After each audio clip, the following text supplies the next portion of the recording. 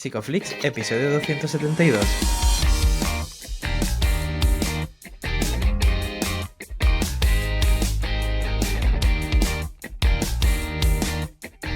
Bienvenidos a Psicoflix, un podcast para psicólogos y psicólogas, un podcast donde todos buscamos ser cada vez mejores profesionales de la psicología. Aquí hablamos de todas las estrategias, técnicas y noticias de la psicología contemporánea, pero siempre con la evidencia científica que nos gusta defender. Hoy estamos emitiendo nuestro episodio número 272, en el que vamos a hablar de morir para vivir. Pero antes, recordaros que en psicoflix.com podéis suscribiros y acceder a todo el contenido exclusivo para suscriptores. Bueno, bienvenidos al podcast, muchas gracias por estar aquí, buenos días, buen lunes para nosotros que estamos grabando hoy aquí, chicos, ¿qué tal? ¿Cómo estáis? Hola, yo estaba, Juanjo, sonriendo, así que... Es que es difícil grabar con compañeros, ¿no? Entonces, pues nada, la verdad que este primer inicio es como, siempre me hace mucha gracia. A la par que ilusión, ¿no? Es como, sigo igual de entusiasmado de este podcast que del primero que grabamos. Creo que eso es bonito, ¿no? ¿Cómo estáis, compi? ¿Cómo están las otras personas al otro lado? Las otras gente.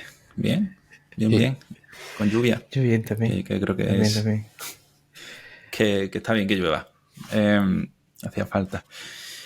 Tenemos que dar el aviso de que hay una apertura express del curso de FAB por petición popular. Hemos estado un poco rayados con si hacerlo o no, pero podéis inscribiros hasta el día 1 de noviembre, Día de los Santos. Ojo que el episodio de hoy va como muy de la mano a todo esto, pero nada, que simplemente el curso avanzado intensivo de FAB, curso online que tenemos, pues os podéis apuntar no sé si estáis escuchando hoy 31 de octubre, pues mañana, está por la noche.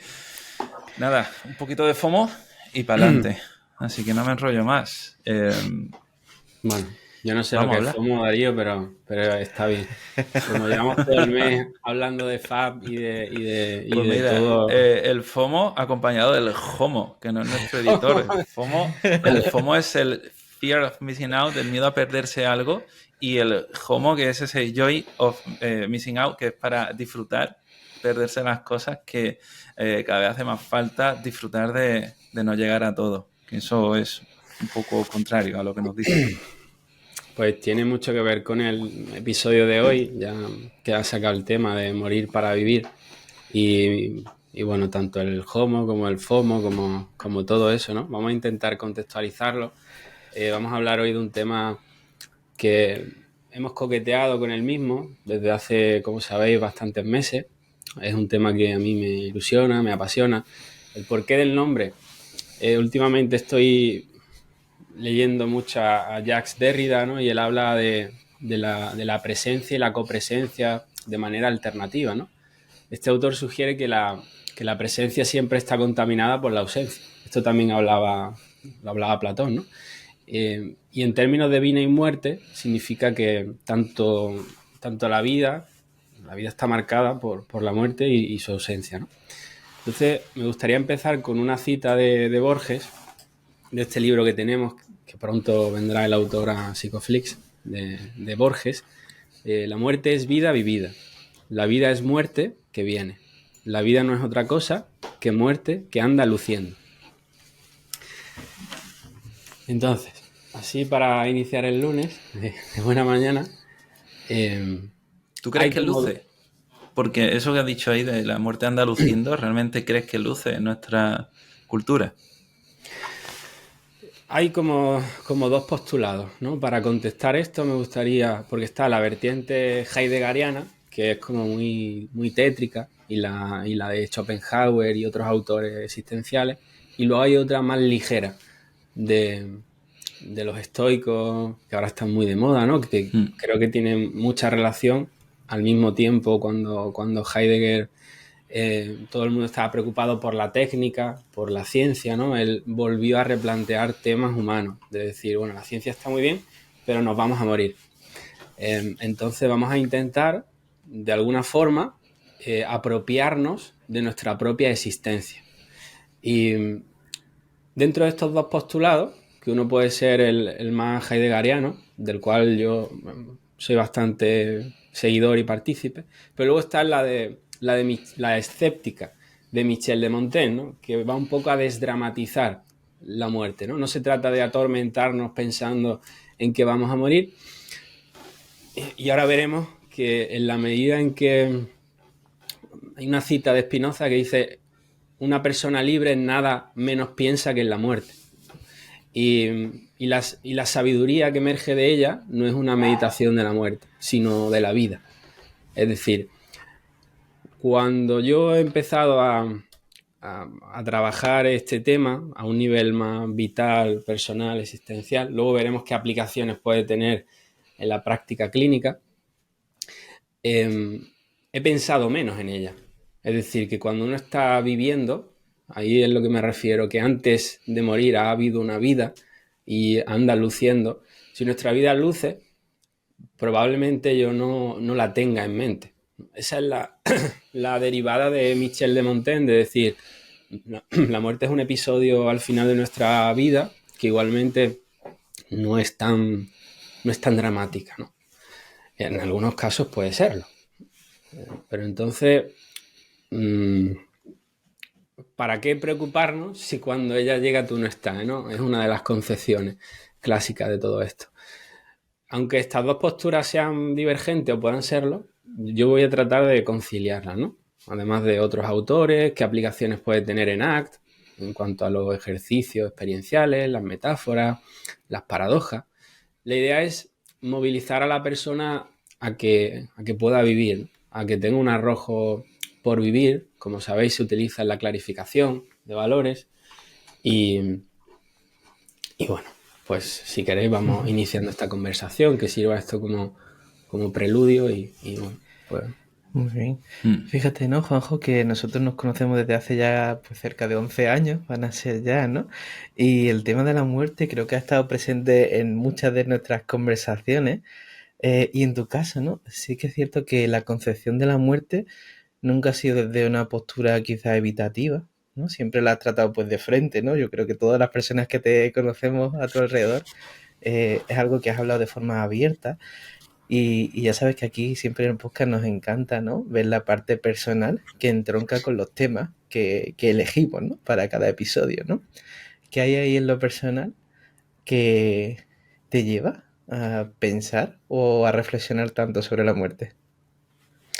Bueno, te agradezco esa sensibilidad también que tú tienes, ¿no? Porque sí que es cierto que tú también estás alerta, ¿no? Bueno, vosotros me conocéis muy bien, ¿no? Y fíjate, ¿no? Cuando yo siempre me ha gustado los temas tétricos en mi adolescencia, la lectura así un poco menos ligera, oscura, pero sí que es cierto que inició como evitación.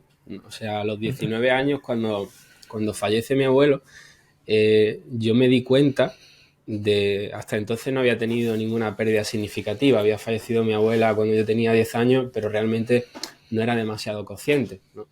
Todo albergaba evitación, nadie me hablaba del tema, siempre era bueno, ya sabéis, ¿no? Pues se ha ido al cielo y yo tenía necesidades que no estaban siendo cubiertas, que ahora, a día de hoy, lo puedo ver con mi sobrina, que me hace preguntas al respecto. Y yo me pongo en su lugar cuando tenía su edad y digo, me hubiese gustado que alguien me dijera otra cosa diferente a lo que me dijeron, ¿no? Entiendo que es un tema en el que no hay habilidades, no hay herramientas. Luego os contaré otras anécdotas que pueden ser muy, muy interesantes porque también, o sea, me gustaría que pudiésemos cambiar las interacciones comunitarias en cuanto a la medida en que aparece alguna situación derivada de esto y nuestras respuestas son bastante psicopatologizantes, ¿no? Entonces empieza con 19 años en el que fallece una persona que yo, pues, de las que más quería, ¿no? Mi abuelo. Tenía una relación muy estrecha con él. Y yo no sabía qué hacer. O sea, no sabía dónde meterme. Yo quería estar solo. No me gustaba lo que me decían, ¿no? Cuando venían mis familiares o personas de alrededor, ¿no? Ellos hacían lo mejor que podían. Entonces, a partir de ahí, meses después, tengo el fallecimiento de otra persona también cercana y me veo envuelto en una situación con una edad en la cual yo no tenía ningún tipo de habilidad ni emocional ni para hacer frente a nada de lo que me pudiese venir, menos mucho relacionado con la muerte. Entonces, a partir de ahí empieza un peregrinaje en el que el libro de La cura Schopenhauer para mí supone un bálsamo en ese periodo y es bastante terapéutico, ¿no? Irving Yalom ahí, que sabéis que es el autor de la muerte casi por antonomasia contemporáneo, y a partir de ahí empiezo a trabajarlo, ¿no? Empiezo a mirarla de frente, ¿no? Empiezo a tratar de ver de dónde venía mi hipocondría, además de que estaba tomando gluten y todo lo demás. Tenía el sistema inmune un poco regular, pero empecé a ver que el miedo a la muerte venía de no estar viviendo como quería vivir. Y esa es una de las primeras máximas que a veces se esconden detrás de los síntomas. Hace 4 años aproximadamente empiezo a ver cómo algunas personas que vienen a terapia, sobre todo con depresión y ansiedad, que serían las 2 demandas de la sociedad contemporánea, empiezo a rebuscar y veo que detrás del síntoma, ¿no? La depresión para mí es una depresión ontológica, ¿no? Que implica al ser y implican otra serie de elementos que están detrás, ¿no? Entonces empiezo a ver que hay relación con la responsabilidad, con la libertad, a veces con el miedo a la muerte, ¿no?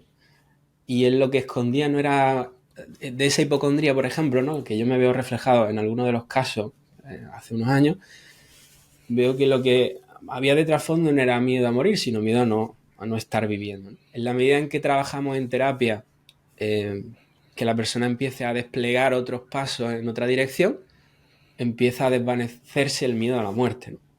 Hasta entonces nosotros podemos introducir, por ejemplo, algún tipo de técnica, fisicalización, de fusión, reestructuración, en mi caso no, lo que queráis, ¿no? Pero veía que volvía de nuevo, volvía el síntoma, ¿no? Cambiaba la topografía, pero volvía de nuevo, ¿no? Y cuando hemos trabajado sobre estas categorías que llaman existenciales, ya os digo, no todo es miedo a la muerte, como dice Irving Yalom. Para mí hay otros miedos existenciales que están alrededor, ¿no?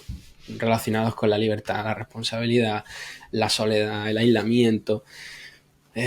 Si no se acaba convirtiendo en una categoría DSM también. Es como, no, tu psicopatología viene del miedo a la muerte. No siempre es así, ¿no? También veremos que puede tener incluso efectos contraproducentes el trabajar sobre estas categorías, ¿no? Hay estudios que dicen que aumenta el TOC cuando se trabaja, cuando hay una mayor disponibilidad a este tema, aumenta la psicopatología. Entonces hay que saber contextualizarlo. Entonces, por dar una respuesta, sabéis que me gusta dar respuestas largas. En esta era que puede ser más inmediata, pero la muerte puede ser un día. Yo puedo dialogar con ella, puedo mantener una conversación a lo largo de mi vida, como los filósofos medievales que orientaban sus escritorios al cementerio para que pudiera inspirarles, ¿no? Y que pudieran tenerla presente. Empieza por evitación, el leer, ¿no? Para aliviar mi angustia, y luego aparece ya como una especie de liberación o forma parte de vida. Y desde hace tiempo hablo menos de la muerte, porque creo que estoy viviendo más acorde a como quiero. Y eso es notorio en terapia cuando trabajamos ciertas ansiedades y angustias existenciales y la persona se dispone a vivir como quiere, empieza a apagarse ese miedo, esa crisis o esa angustia, ¿no? La angustia vendría a ser como un grito que responde a que no estoy viviendo como quiero. ¿Qué hacemos a día de hoy? Lo apagamos, nos narcotizamos, nos anestesiamos y tratamos de eliminarlo, ¿no? El angst o la angustia de Kierkegaard vendría a decir que somos seres mortales y tenemos esa, bueno, esa capacidad, ¿no? El angst viene de nuestra mortalidad.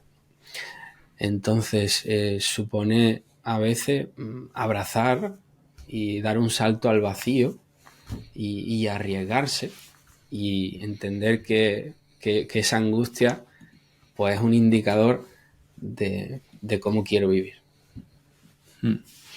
Aquí se vive, Juanjo, una paradoja, ¿no? A veces sobre el aprovechar la vida. En nuestro mundo aprovechar la vida es hacer. Y hacer con un propósito, vamos a decir, hipercapitalista. Cuando hablamos de mindfulness, ¿no? Hablamos de atender al momento presente, parece que estamos como aprovechando, pero el término aprovechar se confunde mucho. Entonces, ¿cómo aterrizamos, ¿no? ¿Cómo vivimos de verdad la vida sin entrar en esta trampa de hiperproductividad? Bueno, es un tema que tiene relación con algunos autores que han hablado, ¿no? Como sabéis, ¿no? Bauman habla de esa crítica al consumismo, a la superficialidad. También Byung-Chul Han tiene un libro que se llama Las caras de la muerte también, donde habla de cómo esa acumulación y cómo ese deseo por lo material vendría un poco a representar las ganas de no querer no ser, ¿no? Entonces esa acumulación vendría a ser una representación de que somos seres fugaces, de que vamos a dejar de estar aquí, y vendría un poco a representar en el que esa angustia existencial precisamente se manifiesta con el FOMO o con el hacer muchas cosas continuamente, ¿no? Lo que hemos visto es que aparece esa angustia. Esa angustia se manifiesta viajando, haciendo planes todo el tiempo, teniendo la agenda llena, como una forma de huir. ¿Qué ocurre? También lo podemos ver, por ejemplo, con operaciones estéticas. Este autor habla de que hoy día morimos sin envejecer, ¿no? Y hay determinadas, no sé, por ejemplo, a mí me suelen decir, no envejeces, cada vez eres más joven. Claro, no sé, la comunidad verbal dice cosas que son, en cierto modo, patologizantes, ¿no? Porque, ¿qué ocurre si yo envejezco o tengo más canas o más arrugas? La comunidad verbal no dice nada. Entonces asumo y doy por hecho de que estoy envejeciendo y no quiero hacerlo. Hay una domesticación de la muerte en la sociedad contemporánea, ¿no? O una medicalización, ¿no? De hecho, la OMS Sí. no la ha etiquetado como una enfermedad, o lo iba a etiquetar, la muerte. Por eso se intentaba poner una cura. Una enfermedad. Claro, sería ya como el sumum, ¿no? del consumismo, y ver ya no solo a la muerte como un objeto de consumo, un espectáculo de la muerte, sino además el propio cuerpo, que vendría a ser la carcasa o el chasis con el que yo me relaciono con la vida, acaba siendo un objeto de culto, de belleza, de Photoshop, de superficialidad, de filtro, y al final, o sea, yo soy últimamente más defensor pues de las personas mayores, de que a día de hoy triunfan los valores relacionados con la juventud, ¿no? Y está en detrimento, en decadencia, lo que en la antigua Grecia se denominaba el respeto a nuestros mayores, ¿no? ¿Por qué? Porque con la adultez y la senectud se cultivan ciertas habilidades y capacidades que solo pueden darse con el tiempo. Es como el buen vino necesita de años de barrica para que se haga más complejo y puedan albergar y aparecer nuevos aromas, y necesita esa oxigenación del tiempo.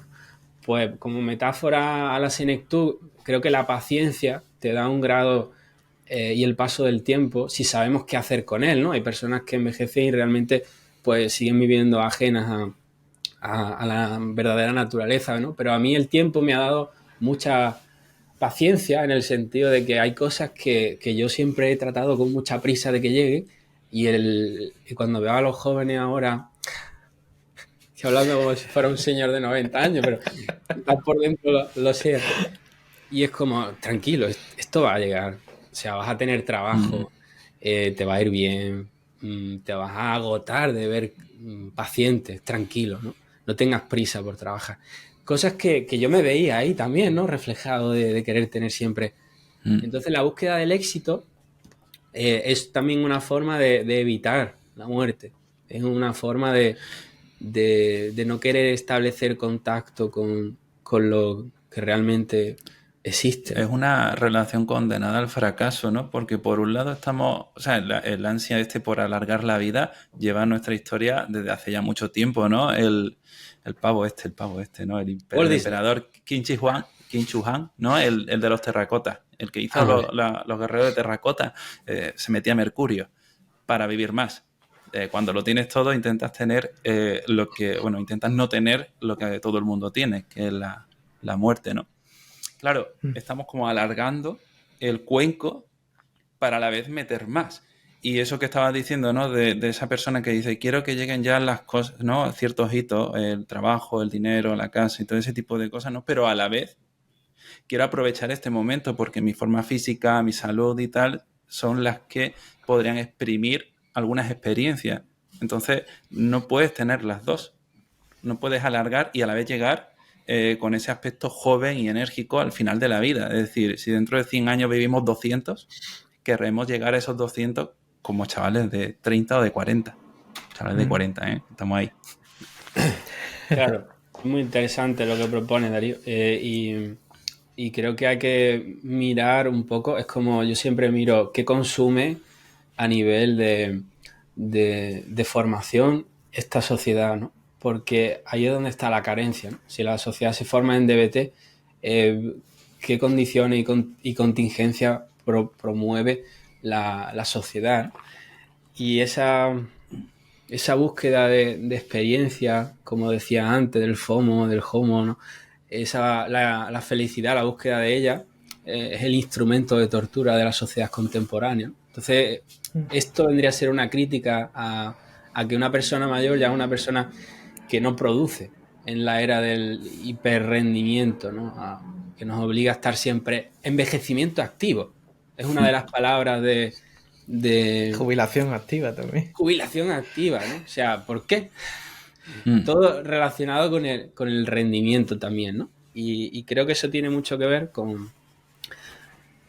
O sea, yo abogo por resistir a esa autoexplotación que cuando uno llega a la adultez no quiere decir que tiene que estar continuamente haciendo cosas, porque creo que eso demanda. Yo he tenido casos en terapia que han sido... Hay veces que yo tendría que pagarle a mis pacientes, ¿no? Porque ha sido como, me voy a morir, ¿no? Vino un señor con 80 años y siento que no he vivido. Claro, entonces esto es revelador, ¿no? Porque empiezas a explorar su vida, empiezas a ver que la mayoría de cosas que ha hecho lo ha hecho por imposición social, porque era lo que tocaba, porque lo que tenía que hacer. Y con esta edad aparece como una especie de luz o de angustia vital, existencial, de, oye, me gustaría hacer cosas que no he hecho, como viajar. ¿Tú crees que será posible? Y este señor empezar a hacer cosas que hasta entonces no había hecho y liberarse de esa angustia, ¿no? Y a mí me parece que esto debería de entrar dentro de los libros para que podamos enseñar a vivir a los jóvenes siendo más acorde a esta naturaleza, ¿no? En lugar de mantenerlos ocupados, ¿no? La muerte vendría a ser un entrenamiento para vivir, ¿no? Y es por eso que al final este capítulo tiene como premisa que cuando afrontamos esto y enfrentamos esta temática, la vida se hace más auténtica, o uno es capaz de apropiarse más de su propia esencia, ¿no? A nivel sartreano, la esencia precede a la existencia, ¿no? La existencia precede, ¿no? Uno tiene que vivir antes de que aparezca esa autenticidad, ¿no? Y este hombre, pues fue muy inspirador, ¿no? Para mí. A día de hoy, pues no se banaliza o trivializa la muerte, vulgarizándola o con una música de violín, con un sentimentalismo sin racionalidad, o damos pautas para superar el duelo, que luego si queréis hablamos de este tema. Pero...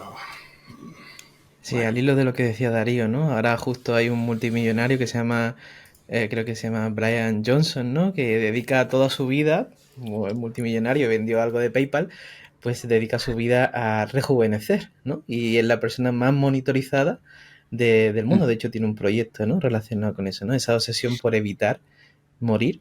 Y yo quería plantearte, Juanjo, al hilo de esto, porque de alguna manera cuando hablamos del trabajo de aceptación siempre hablamos de una aceptación hacia el pasado, es decir, con nuestra historia de vida, ¿no? Es como hacer las paces con nuestra historia de vida. Pero claro, la muerte está en el futuro, ¿no? Y esa aceptación es difícil, ¿no? Porque es un evento finito que aparecerá en algún momento. Hay incertidumbre también con respecto a cuándo va a ocurrir, ¿no? ¿Qué sería para ti aceptar la muerte? Bueno, es una pregunta que quizás tenga arista y es poliédrica, y digamos que a mí me gusta hablar, me gusta tratar a la aceptación y a los valores como a Voldemort. Es lo innombrable. No me gusta etiquetar porque las personas, debido a su capacidad verbal, acaban buscando un significado a lo que es la aceptación, ¿no? Entonces, para mí una persona que ha aceptado la muerte es aquella persona que se arroja a la vida, a vivir de la forma más genuina y auténtica posible, tiene contacto con su propia experiencia, con las contingencias, y ahí aparece una sabiduría o una frónesis aristotélica, una sabiduría práctica en el que aglutina pues el saber y el hacer, ¿no? Hay una especie de armonía.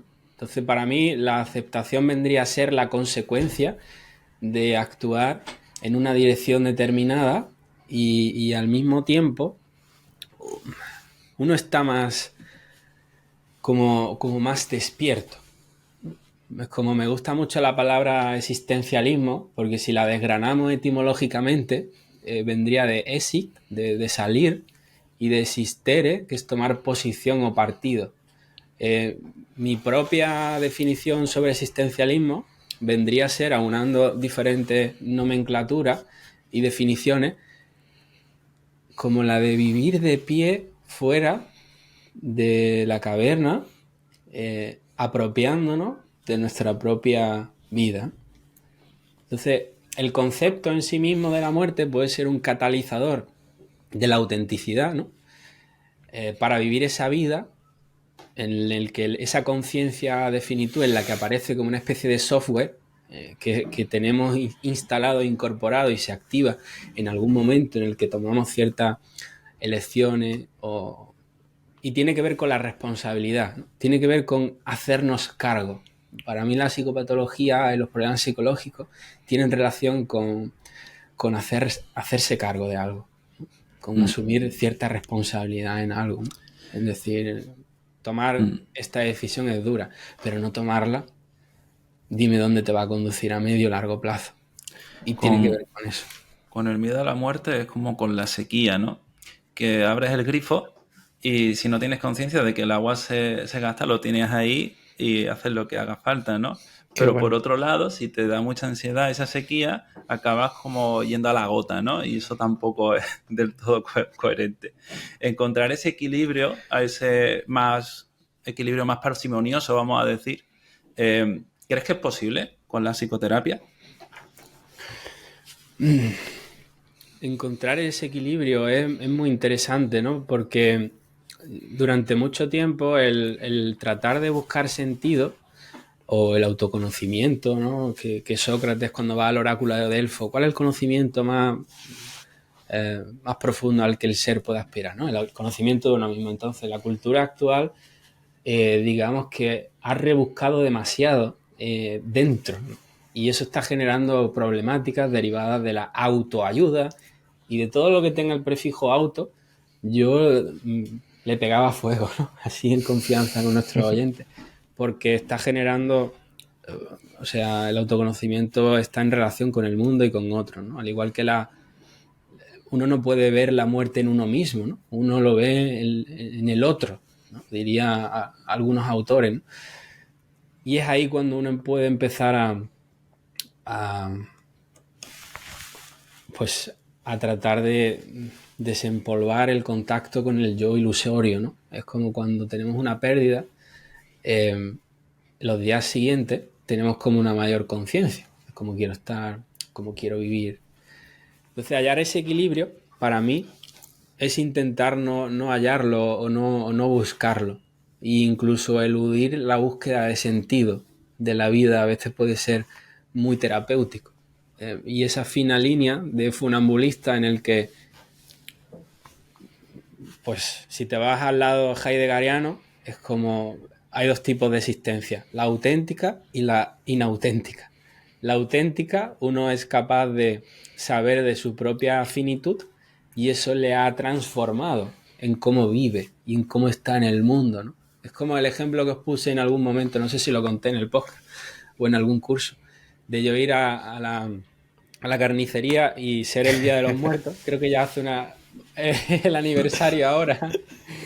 Y de decirme la mujer, buenos días, y yo, buenos días, ¿qué tal? Y me dice ella, pues aquí un día más, ¿no? Y le digo yo, un día menos.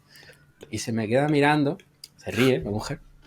Y digo, no, porque ahora ha sido el Día de los Santos y fui a ver a mi abuelo y dije que bueno, que ella mismo me reuniría con él. Entonces, ella empezó a reír. La pobre señora. Bueno, señor, llévese usted la carne. Ella empezó a reírse, Se ¿no? la regalo. Claro, estaba rodeada de fiambre allí en la carnicería. Ella se relacionaba bien con esto, ¿no? Pero había una señora al lado que no dejó de mirarme en todo momento y me miraba como, este chico no está muy bien, ¿no?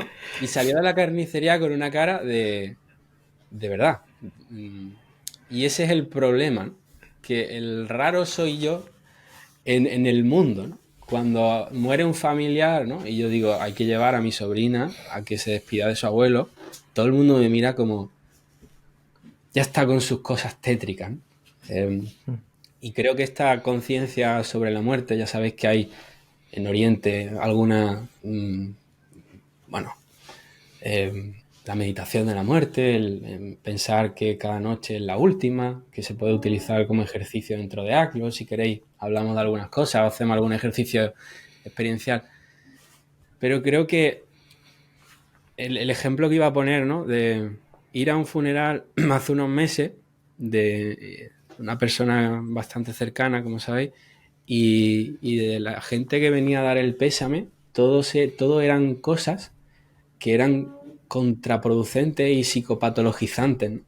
Y entonces cuando nos preguntamos por qué sufrimos, yo me voy ahí, ¿no?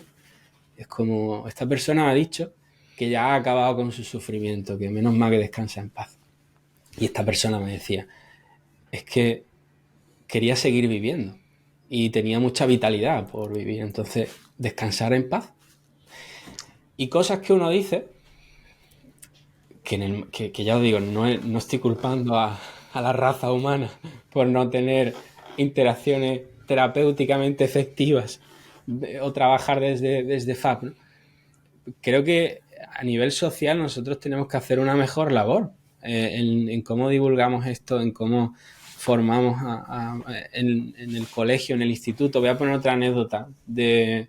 Había una profesora en el colegio que trató de explicarle la muerte a los niños, ¿no?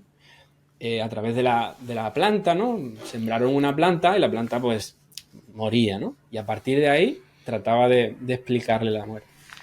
Pues el grupo de WhatsApp de los padres se pusieron en contra de esta profesora porque le hablaba de la muerte a los niños.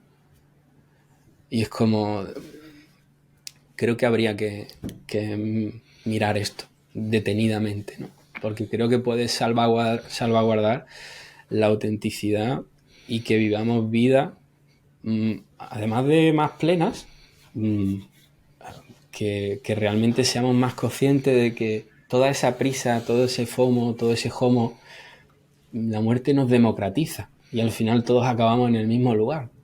Por eso me gustan mucho las vanitas del barroco, porque es pintar la fugacidad y la temporalidad y la inutilidad de la posesión. Porque Juanjo, justamente esto de la democratización de la muerte es lo que comentaba ayer, y que cada vez se hacen más avances para que no sea así. Para que no haya una democracia tampoco, o sea, en cuanto a la muerte. Porque si tú eres en el futuro, quién sabe, ¿no? Que se puedan regenerar órganos con mayor facilidad, que de verdad la muerte tenga, entre comillas, una cura. Y además no será accesible a todo el mundo. O sea, que la muerte tenga una cura me parece como he mencionado antes, el oxímoron del epítome del capitalismo, ¿no? Es como el sumum ya del decir. Había un cirujano que hace unos años publicó un artículo que él decía que se jubilaba ahora, ¿no? Y él decía que él no se iba a tomar ninguna pastilla, que en el momento en que empezara a aparecer pues la hipertensión o el colesterol o cualquiera de los problemas asociados a la edad, él no iba a tomar pastilla, que él quería no ser un muerto viviente y llegar a 89 o 90 y que prefería morirse con 75, pero siendo libre. Y a mí me pareció muy lúcido, ¿no? Lo que este cirujano me proponía. Puedo buscarlo y emplazarlo para nuestros oyentes, porque vi como una persona que realmente ha vivido no quiere seguir viviendo más. Y os cuento otra anécdota de una persona cercana que me decía: yo estoy bien, hijo, yo me encuentro bien, pero yo estoy ya cansada de vivir. ¿Por qué? Porque mi marido murió, tengo un hijo que también falleció, cada vez estoy con más dolores, cada vez estoy peor, ¿no? No puedo hacer las cosas que me gustaban antes. Mis nietos son ya mayores. Yo siento que ya he cumplido con la vida. Y claro, yo estaba en la mesa y decía, y todo el mundo la miraba como, pero mujer, pero sí, como dándole ánimos, ¿no? Para que es lo contrario a lo que hay que hacer, ¿no? Porque estaba invalidándola, ¿no? Y claro, yo me acerqué a ella y le dije, me gusta mucho como no sé, tu forma de entender esto y tu forma de vivir y la verdad que te agradezco que hayas compartido esto porque para mí es una enseñanza, ¿no? Entonces la mujer lloró un poco y me dio un abrazo. Y otra lucidez que se apaga por la interacción de la comunidad verbal, ¿no? Es como cuando uno ha vivido y ha cumplido su misión, yo creo que puede, como diríamos en Top Chef, puede recoger sus cuchillos e irse. Y creo que es la conciencia que a mí, por ejemplo, me ha ayudado este camino, ¿no? De tenerla presente, ¿no? No solo con calavera, que a día de hoy uno se tatúa una calavera porque es cool o es kitsch o es malote o es X, ¿no? O es realmente que esto te transforme. Es la diferencia entre hablar de la muerte o ser la muerte, ¿no? En términos de act, ¿no? Como uno es la muerte. En el sentido de, no Joe Black, la película esta que es bastante mala, que la vi el otro día. Es realmente, por ejemplo, este cirujano o esta señora, para mí encarnan la muerte, ¿no? O el decir, yo intento, cuando tengo preocupaciones, miro la calavera y digo, ok, y le doy espacio a eso. Y no me obsesiono con muchas cosas o no trato de tener prisa. Entonces, en lugar de querer tener una ansiedad por vivir más, es lo contrario. Tienes una ansiedad porque no necesitas vivir más, sino mejor. No son los años de vida, sino la vida de los años. Esa es un poco la Fíjate, máxima. ¿no?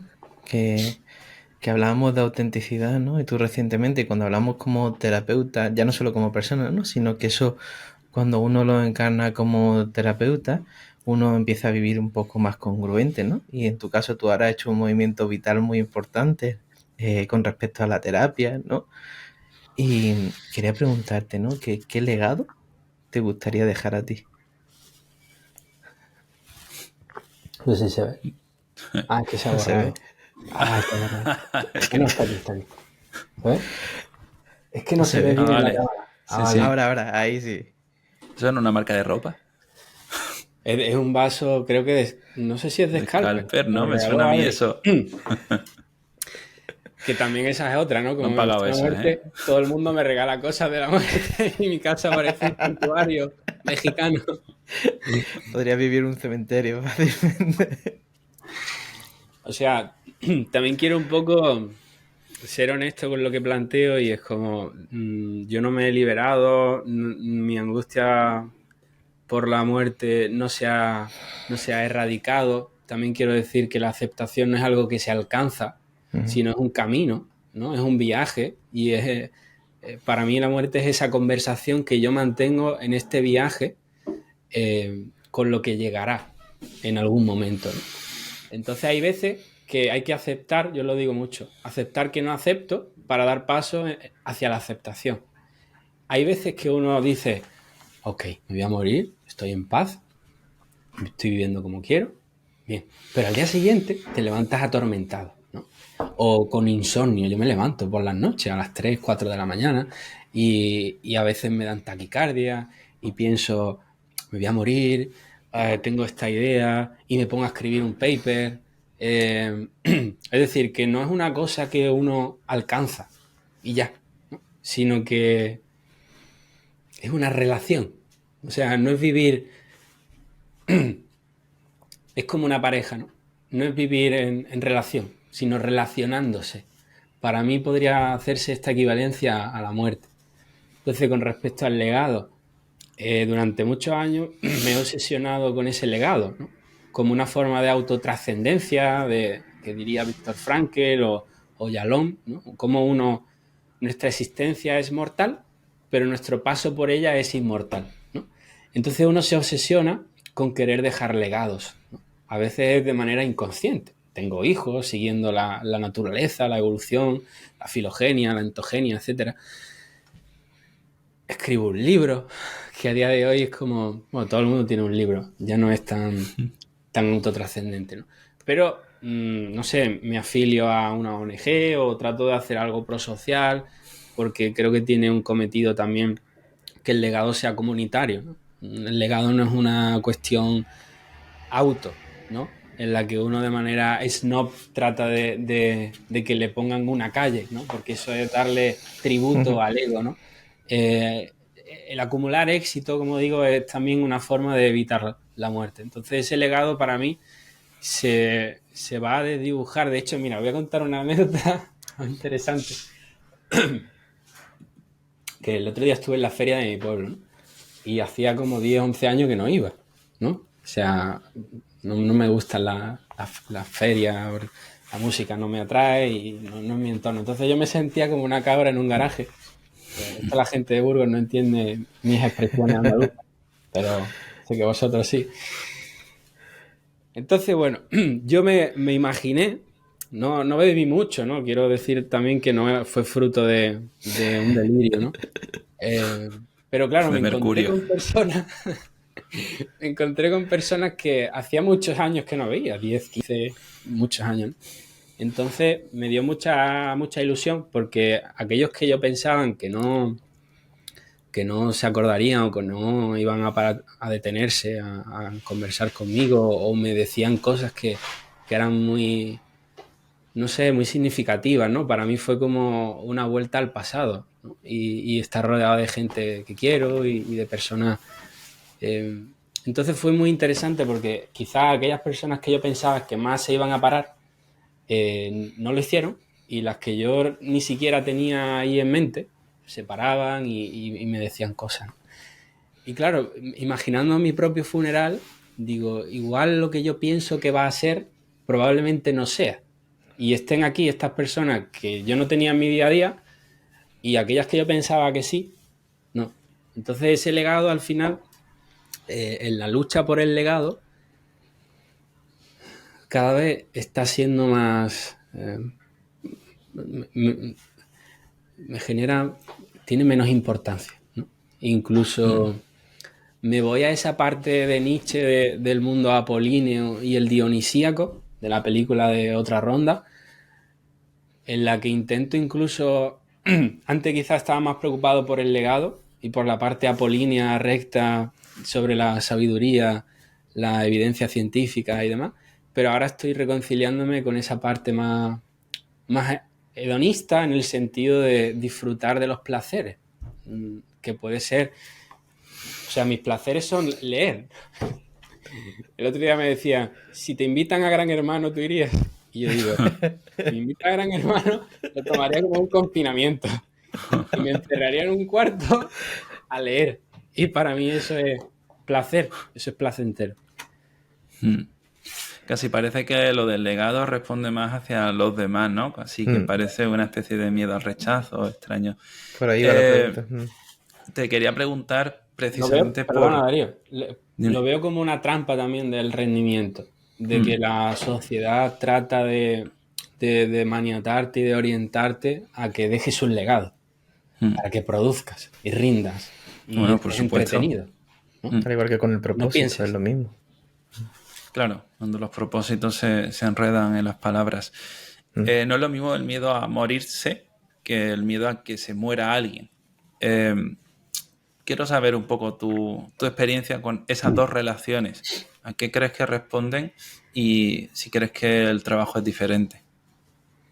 Qué bueno, creo que tiene mucha relación la una y la otra también, porque uno reconoce en el otro su propia mortalidad y digamos que, como digo, ¿no? Este autor, Yalón, hablaba de los despertares, ¿no? Y tiene en su libro Mirar al Sol, que es un libro que recomiendo, luego recomendaré algunos libros, pero en su libro añade que hay ciertos despertares que nos ponen en conciencia con la mortalidad, ¿no? Uno puede ser la jubilación, otro puede ser que te despidan de un trabajo, que te deje una pareja con la que habías pasado mucho tiempo, un accidente mortal o alguna desgracia, un cáncer. Son hitos que él añade, ¿no? Con la experiencia de algunos pacientes que dicen... Y luego contestaremos porque nos han preguntado cosas muy interesantes. Además de los amigos que te dicen broma, a ver cuándo te mueres y todas estas cosas. Entonces... ¿Quién te ha dicho eso, tío? La psicoblín no ha llegado, por lo menos. Eso. ¿Qué broma es esa? Mi amigo Antonio, que le pasa en el podcast. Y bueno, lo que mencionas, ¿no? El ver la propia muerte en la muerte del otro. A veces tenemos también casi más miedo a la muerte de otras personas, de otros seres queridos, ¿no? Como yo he visto en terapia, no sé ustedes, tengo mucho miedo a que muera mi mamá, ¿no? Y cómo venir una persona, ¿no? No sé, su mamá tenía 60 años y tenía buena salud, ¿no? Y venir a terapia porque quería trabajarse el futuro duelo de su mamá, ¿no?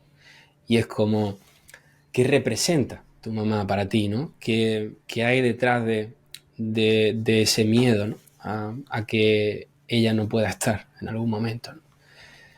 Y aquí vemos otra serie de trabajo personal que hay que hacer, ¿no? Como la independencia, su relación con su propia responsabilidad, con su propia libertad. Volvemos de nuevo a lo mismo, ¿no? A hacerse cargo, ¿no? A ver de qué manera he hipotecado mi vida para no tomar ciertas decisiones, ¿no? Y acabo... Entonces, para mí guardan una estrecha relación la muerte de otra persona con la propia mortalidad, porque te hace de espejo de tu propia finitud y existencia, y por otro lado porque a veces queremos mucho a las personas con las que compartimos este viaje, y el tener una mayor conciencia de esto te invita a que la relación sea cualitativamente mejor. No se trata de cómo paso el tiempo con mi madre, cuál es la calidad de ese tiempo, porque igual importa más que a que vivas con ella y estés con ella y hagas todo con ella, a que la calidad de ese tiempo sea mejor, ¿no? Entonces trataría de evaluarlo funcionalmente para ver, bueno, esa representación de la muerte del otro y la propia de uno, ¿no? Claro, cuando hacemos un análisis funcional en realidad, ¿no? Cuando uno evalúa los costos a largo plazo, está evaluando cómo está viviendo, ¿no? Está examinando su vida. Y en ACT, pues muchas veces se utilizan varios ejercicios, ¿no? Los más conocidos, pues, el funeral o el epitafio, ¿no? ¿Qué otras cosas o de qué otras maneras podemos traer esto a la consulta de manera funcional, ¿no? Buena reflexión, ¿no? Tanto la de Darío, ¿no? De la de uno y la de otro, como la tuya. Y aquí en este aspecto, si realmente yo me he apropiado de la muerte, eso ha transformado mi vida. Y no es un constructo teórico. Porque puede ser teórico, en la que yo creo de manera verbal, bla, bla, bla, de que voy a morir, pero cuando esto pasa a tu experiencia, esto te ha transformado. En la forma en la que vives, en la forma en la que te expresas, en la forma en la que miras a la realidad, al mundo, a los demás, a tu propia vida y la examinas con detenimiento y detalle, realmente te transforma en la que realmente ves soluciones en lugar de problemas y es una forma de desatascar esa pregunta que a veces podemos hacer en terapia, ¿no? Si tuvieras una enfermedad terminal, ¿qué estarías haciendo ahora? ¿O qué harías? ¿O de qué forma lo harías? Esta era una de mis problemas cuando yo empecé a trabajar esto en terapia, ¿no? Que era como lo traía demasiado, ¿no? Porque quería también que las personas pudieran beneficiarse de lo que yo creía que me había beneficiado, llegaban a habituarse a lo que es las metáforas de la muerte, el epitafio y demás, y al final hacían risa, ¿no? Entonces se trata de dispensarlo en el momento adecuado, preciso, de la forma en la que permita que la persona sea capaz de mirar a su propia enfermedad terminal y esto le permita realmente vivir como quiere hacerla, ¿no? Es súper complicado, ¿no? Que eso se dé como de forma natural. Yo recuerdo cuando estaba aprendiendo a hacer surf y me di una hostia, ¿no? Y de repente cambió todo mi comportamiento y la manera de coger las olas era muy diferente, ¿no? Esa sensación de, vale, esto es peligroso, se aprende en ese momento y en consulta provocarlo a veces posible y otras veces sale de forma natural. ¿Nos podrías contar alguna experiencia que hayas tenido donde hayas sido tú consciente de que la otra parte, esto es como muy enrevesado, también ha sido consciente de la muerte? Pues bueno, ahí en ese caso tú tuviste la experiencia, ¿no? Y en muchas ocasiones, cuando yo he intentado forzar metáforas o ejercicios, no hay un contacto, ¿no? Sí que os puedo decir que con la experiencia he visto que hacer el epitafio, ¿no? O el funeral, en general suele ser revelador para muchas personas, ¿no? En general, ¿no? Pero hay veces que no es el momento oportuno o adecuado, ¿no? Entonces, yo por un lado, si nos vamos a la evidencia, ¿no? Vamos, voy a saltar a la pregunta que me ha hecho antes Jeff y sigo con la tuya, Darío. O sea, cómo ACT puede tratar y trabajar de manera superficial ciertas cuestiones que requieren un detenimiento y una mayor pausa y una mayor precisión, no solo conceptual, sino experiencial, en la que hay una teoría que se llama teoría del manejo del terror. Se llama TMT, casi como la de dinamita.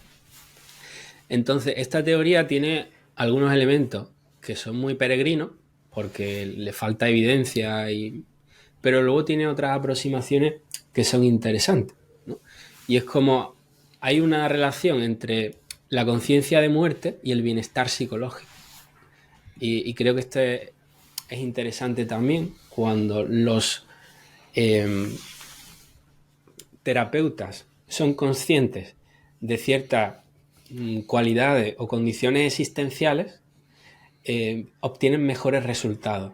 Y los pacientes se sienten más satisfechos con la terapia.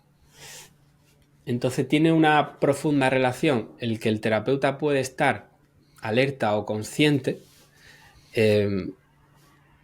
y que vivan mejor la vida que quieren, tengan mejor, no sé, tengan o estén en la dirección de vivir la vida que realmente desean, ¿no?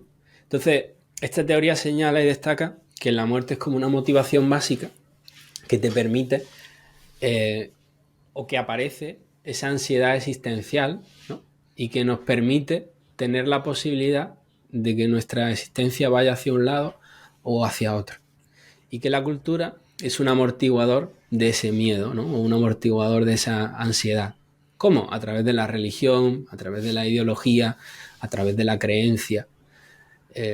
Para mí también es significativo cuando en ese nihilismo que también a día de hoy circunda, ¿no? a la población, con la presencia de la máxima de que Dios ha muerto, en muchas ocasiones creo que ha tenido un perjuicio, ¿no? El no aferrarse a algo, ¿no? Que pueda hacer la existencia más llevadera. O lo contrario, ¿no? Y también señala cómo la autoestima puede ser una forma de protección psicológica. Y aquí es donde estaría la apariencia física, bueno, el autoconocimiento, etcétera, ¿no? Por ejemplo, dentro de esta teoría aparece como cuando las personas tenían más miedo a la muerte, asumen mejor las directrices de un líder que es carismático, lo cual tiene relación con muchos fenómenos en nuestra historia relacionados con el nazismo y etcétera, ¿no? Cómo esa infusión de miedo a la muerte puede generar que las personas se aferren a líderes que son más carismáticos, ¿no? ¿Qué me habías preguntado, Darío? Nada, si habías tenido alguna sesión, algún momento, alguna experiencia donde tú hubieras sido consciente de que a alguien le hizo clic, ¿no? De esto de... Yo recuerdo algún momento, ¿no? En mi historia donde alguien, porque me cuenta una cosa o yo le pregunto algo y dice, hostias, le cambia la cara un poco, ¿no? Y de repente dice, aquí hay contacto. Totalmente, tú lo has dicho perfectamente, le cambia la cara, ¿no? O le preguntamos, yo analizo esas variables, ¿no? Analizo mi variable independiente y trato de ver qué efecto tiene, ¿no? Es decir, le pregunto, oye, os voy a poner el ejemplo contrario, ¿no? Hice el ejercicio del cumpleaños una vez y le pregunto a la persona, oye, ¿crees que esto te puede ayudar en algunos de los motivos de consulta que tú has traído? ¿O crees que esto te puede permitir vivir de otra forma? Y la persona me dice, la verdad que me ha relajado mucho. Me he sentido muy...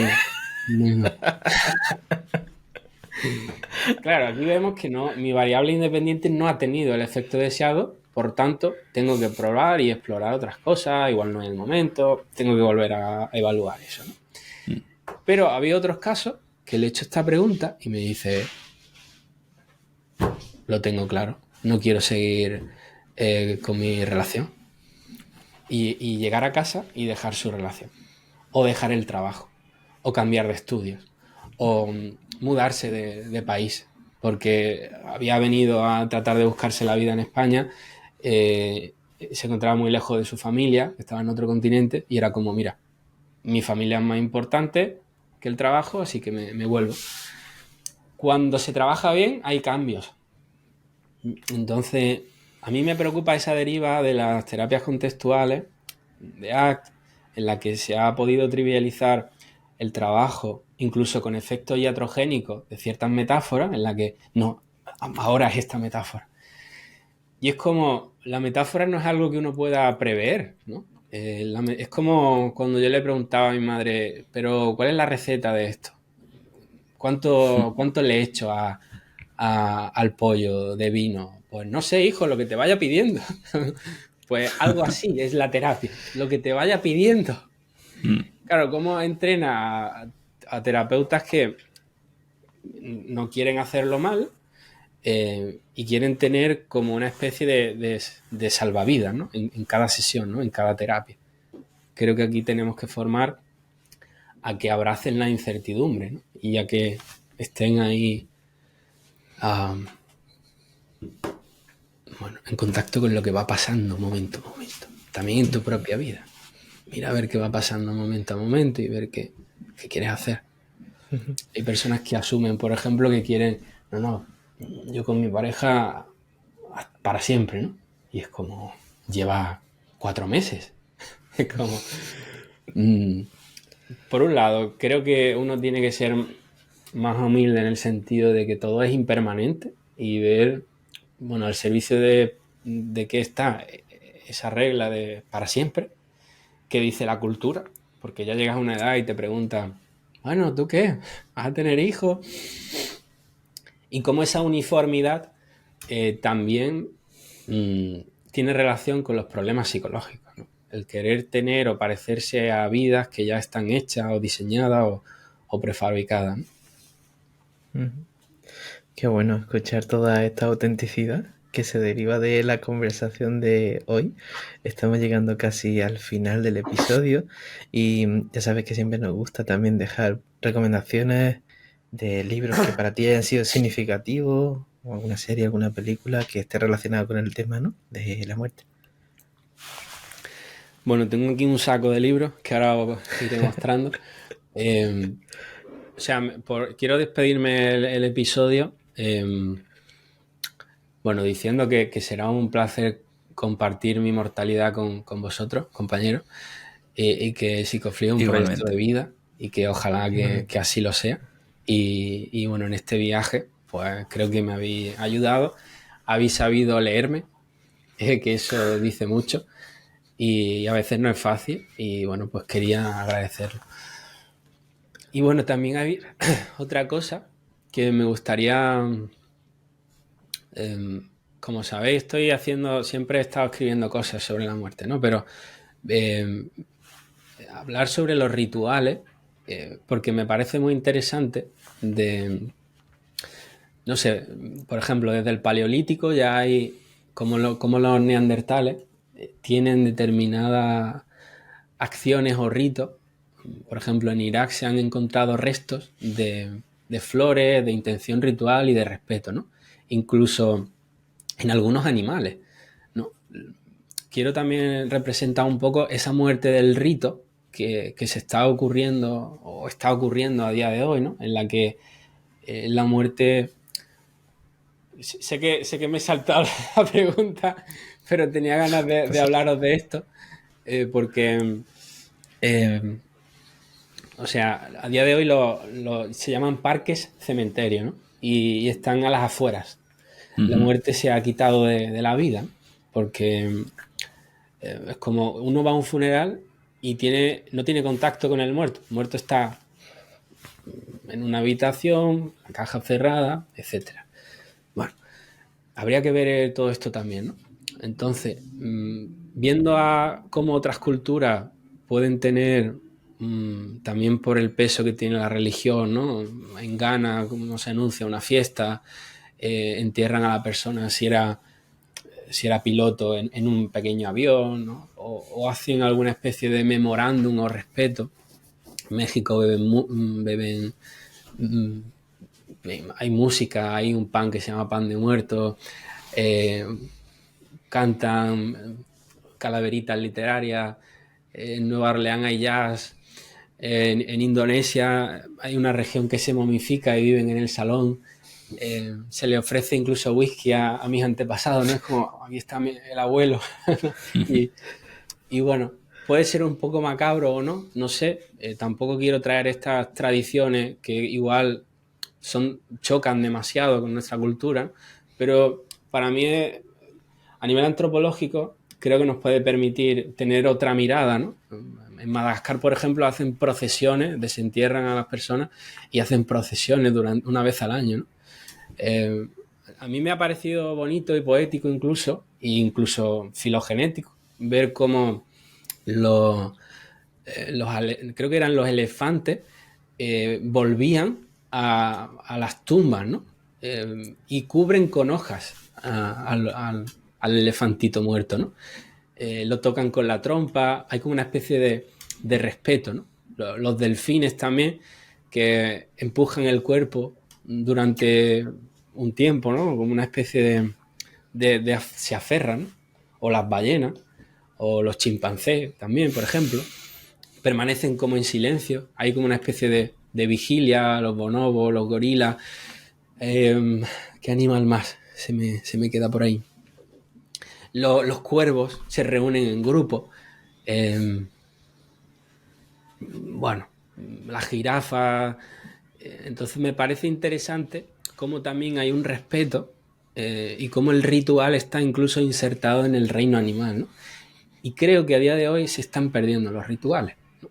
Los rituales creo que favorecen esa memoria colectiva, esa conexión con el más allá, con la unión del grupo, con la sanación, con la reintegración. Creo que de hoy estamos perdiendo esto y creo que puede servir o ayudar a que, bueno, el apropiarnos de esto nos ayude. Libros. Bueno, de nuestro amigo Alejandro, que vendrá pronto. La gente del podcast, El arte de vivir la muerte. Eso es. Que lo dejaremos en las notas. Sí. Vale. Que me regaló Jeff, de Échalo un poquillo. Ahí. Y Arzuaga. La muerte contada por un sapiens o un neandertal. De Bauman, que se llama Mortalidad, Inmortalidad y otras estrategias de vida. De Irving Yalom, ¿no? De Mirar al Sol, ¿sabéis? Espérate. Que se llama Morir o no morir. Bastante ligerito, de Jordi Ibáñez. Y si solo tuvieras 72 horas de vida, ¿cuál elegirías? Este es muy duro, pero que lo guste, La vida a la muerte de Derrida, que con este es con el que yo estoy últimamente. Si yo tuviera, para mí este es el libro que más me ha trastornado, ¿no? Para bien. Y bueno, pues si queréis a Karl Jasper, La filosofía de la existencia. Creo que el libro más pedagógico es el de Irving Yalom, de Mirar al Sol, o el de Bauman, Mortalidad y Inmortalidad. Y bueno, este también es muy bueno, El arte de vivir la muerte. ¿Y qué más? Series que pueden ser útiles. A mí me gusta mucho Afterlife. Y yo la recomiendo. Hay otra, el método Kominsky, que también me parece interesante, ¿no? Pero luego está 6 metros bajo tierra, The Good Place, The Haunting of Hill House, Dead Like Me, películas, El árbol de la vida, Mi vida sin mí, Ghost, Melancolía, Coco. Coco es una película muy buena que hace referencia también al legado familiar y la importancia que tiene, ¿no? El séptimo sello de Ingmar Bergman, no sé si esa la he dicho ya. No. Y bueno, esa sería... Las pondremos todas en la descripción En esas 72 horas que ha dicho Darío, hay que vérselo todo. A rellenar las 4.000 semanas. Con la prisa existencial. Entonces tenía aquí una cita que quería para despedirme, ¿no? Que es muy corta, ¿no? Se llama La muerte solo será triste para los que no han pensado en ella. Entonces podemos cerrar el episodio con esto. Muy bien. Pues venga, cierra tú. Bueno, han quedado cosas, creo que nos preguntaron, ¿no? No sé si queréis que lo hagamos o llevamos 2 horas de capítulos. No te rayes, ya hacemos un segundo episodio otro día. No, pero más o menos hemos contestado. En las preguntas de redes, yo creo que sí. Yo las he adaptado a mis preguntas, no te preocupes. Eso es. Vamos te damos que cierres tú. Y ya, pues la Eso es. gente, bueno, recordad que tenéis hasta, ya que estamos hablando del FOMO, hasta mañana para registraros en el curso de FAB. Pero, tío, Me encanta enseñar las cosas. Bueno, da igual, a lo que íbamos. Cierras tú y ya con esto nos despedimos. no, que cierre ya, que por respeto, ¿no? A los rituales, ¿no? Respeto a los rituales. Sí, por favor. Ya, dale. ¿No tiene la cita por ahí? Yo esto no lo voy a cortar, ¿eh? Esto se va a quedar así. Hola, la cita la acabo de... ya la he leído. Ay, señor. Bueno, Ay, no Dios pasa mío. nada. Bueno. Quien haya llegado hasta ahora ya nos conoce. Ya está. Sí, ya sabéis que después de la no hora importa. ya hemos derrapado. Bueno, pues daros las gracias Yo por puedo estar aquí. seguir Gracias a hablando. vosotros. Yo Sí, puedo no, seguir, si sí. queréis hacer otro capítulo. No, sí, claro, sí, yo también tengo energía. No. No somos los de Jordi Wild y toda esa gente. Ay, Dios mío. Bueno, pues daros las gracias, chicos, por este episodio. La verdad que me ha encantado. Me ha parecido que ha llevado, ¿no? O ha centrado la brújula de nuevo en las cosas que importan de verdad. Gracias por esto y gracias a todas las personas que están escuchando este episodio. Si os ha gustado y queréis que haya una segunda parte, suscribiros y nos dejáis un comentario también por ahí por redes para que lo hagamos. Y nada, que nosotros nos veremos la próxima semana, que estará por aquí Víctor Amat hablando de antimeditaciones, de su nuevo libro también. Y nada, que nosotros nos vemos prontito, próximo jueves a las 8 de la tarde con un nuevo episodio aquí en psicoflip.com, en YouTube, en Spotify, en iVoox y en iTunes. Hasta luego. Hasta luego. Un abrazo.